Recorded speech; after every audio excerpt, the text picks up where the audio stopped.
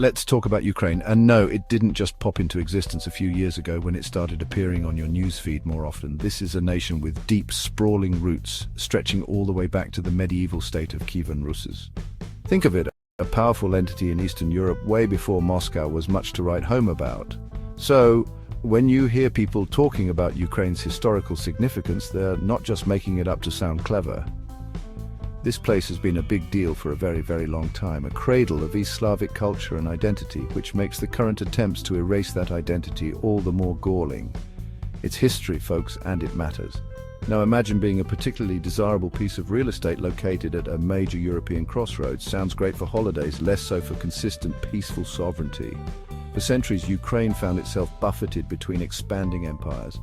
You had the Polish-Lithuanian Commonwealth having a go, then the Russian Empire decided it wanted a piece of the action. And let's not forget the Austro-Hungarians chipping away at the West.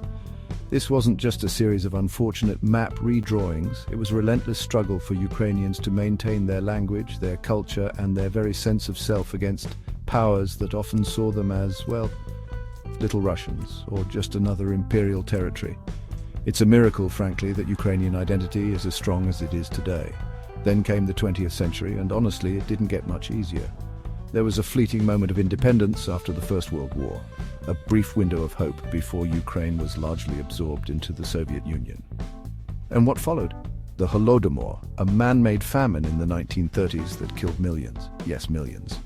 Then World War II rolled through, turning Ukraine into a brutal battleground twice over. The sheer scale of suffering and destruction is hard to comprehend. So, when we talk about Ukrainian resilience, it's not some fluffy, inspirational poster slogan. It's a characteristic forged in unimaginable hardship over and over again. Finally, 1991, the Soviet Union collapses and Ukraine declares independence. Cue fireworks and national optimism, right? Well, yes, but also cue a whole new set of post-Soviet challenges, economic turmoil, political infighting, and the ever-present gaze of its rather large neighbor. There were moments of civic awakening, like the Orange Revolution in 2004 and the Euromaidan protests in 2014, all pushing for a more democratic European future. But then 2014 also brought Russia's illegal annexation of Crimea and the start of a grinding war in the eastern Donbas region. So the current nightmare, it didn't start in 2022, that was just the horrifying, full-scale escalation of a conflict that had already been simmering for 8 long years. Context, people, it's key. Let's be clear, Ukraine is enormous. It's the largest country entirely within Europe, a vast expanse stretching from the Carpathian Mountains in the west to the industrial heartlands of the east. And it's not just big, it's incredibly diverse. You've got dense forests, rolling steppes, and the incredibly fertile black earth that once made Ukraine the breadbasket not just of the Soviet Union, but for much of Europe.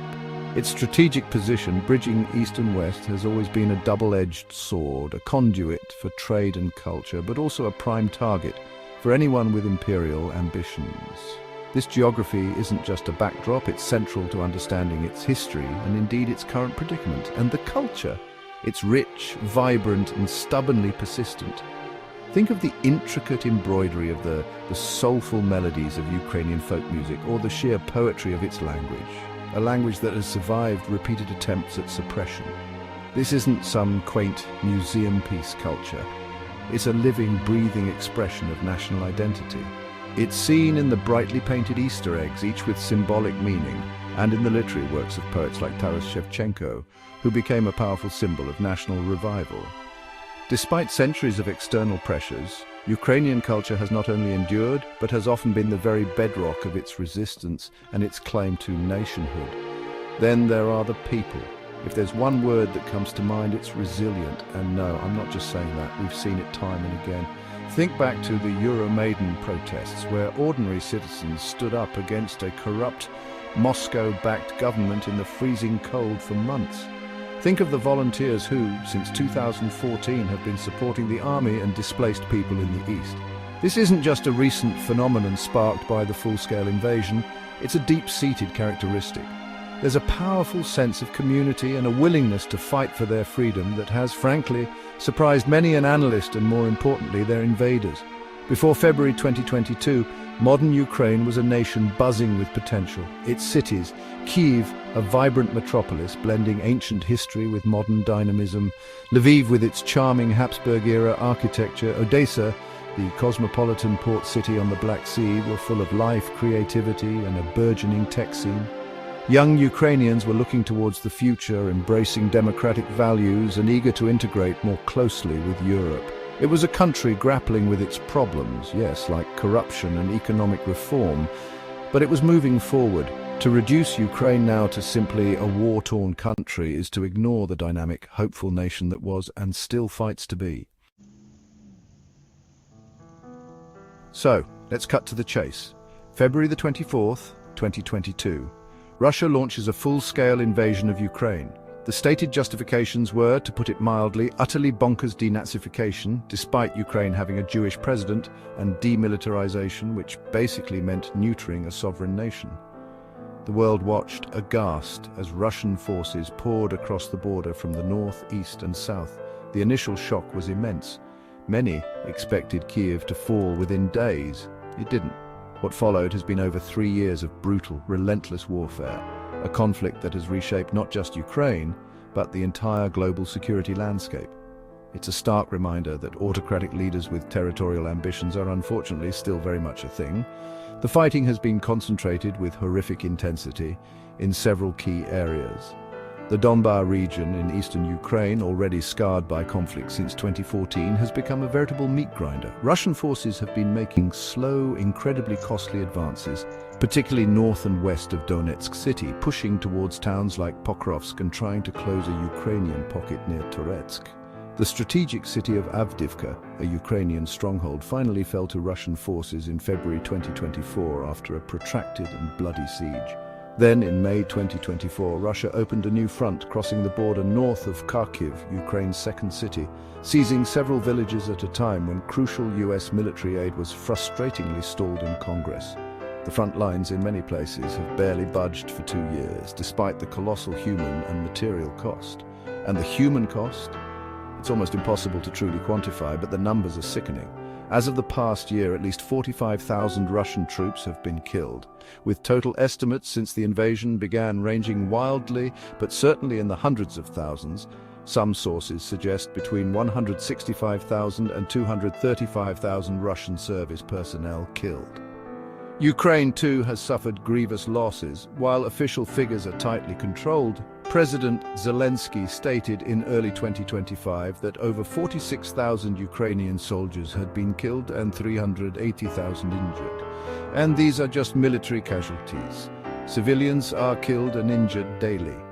Just a couple of days ago, on May 25, 2025, Russia launched one of its largest aerial attacks with nearly 300 drones and 69 missiles. 12 people were killed, including 3 siblings aged 8, 12 and 17 in the Zhytomyr region. This isn't abstract, it's families being torn apart. The nature of the war itself has evolved. Ukrainian forces have demonstrated remarkable ingenuity, particularly with the widespread and effective use of drones, inflicting significant losses on Russian armor and personnel. In response, Russia, which is largely self-sufficient in weapon production, has also ramped up its drone capabilities, supplemented by supplies from Iran and artillery shells from North Korea. There are even credible claims from Ukraine's foreign intelligence chief that China is supplying Russia's military factories with machine tools and crucial components. Both sides are digging in for a long, hard slog. Ukraine has lowered its conscription age to 25, while Russia conducted a massive conscription drive. Ukraine even launched a surprising incursion into Russia's Kursk region in August 2024, a bold statement, though Russia has since reclaimed much of that territory.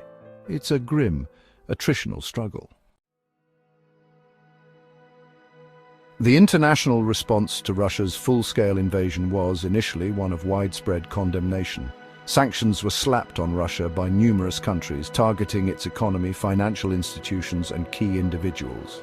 But let's be honest, the effectiveness of these sanctions has been debatable. Russia's economy hasn't collapsed, and the war machine grinds on. Meanwhile, countries like Germany are now scrambling to boost their own military capabilities, aiming to be fully prepared by 2029. You have to wonder if being fully prepared 7 years after the largest land war in Europe since World War II began is quite the flex they think it is. The EU's Foreign Affairs Chief, Kaja Kallas, is quite rightly calling for more sanctions and sustained international pressure. It's needed. Now, military and financial aid has been a lifeline for Ukraine. They are, quite simply, heavily reliant on international support for weapons, ammunition, and economic stability. The United States has been the largest single provider of assistance, but that support hasn't always been smooth. Political gridlock in Washington, like the congressional stalemate in early 2024, directly impacted Ukraine's ability to defend itself, coinciding with Russian advances near Kharkiv. More recently, in April 2025, the US and Ukraine signed an intriguing economic deal to share profits from Ukraine's vast mineral and energy reserves. The idea is to incentivize US investment in Ukraine's defense and reconstruction. It's a novel approach, though one hopes it doesn't turn into a resource grab dressed up as altruism. And what about peace? Well, peace talks are ongoing, but to put it charitably, stalled. The US, under President Donald Trump, has been vocal about pushing for negotiations, though reports suggest a somewhat tense relationship with President Zelensky. After the massive Russian aerial assault on May 25th, Trump did express dissatisfaction with Putin's actions and is reportedly considering further sanctions, while his envoy to Ukraine, Keith Kellogg, called for an immediate ceasefire. Putin, however, seems unmoved, launching over 100 attack drones into Ukraine shortly after a call with Trump about a potential ceasefire.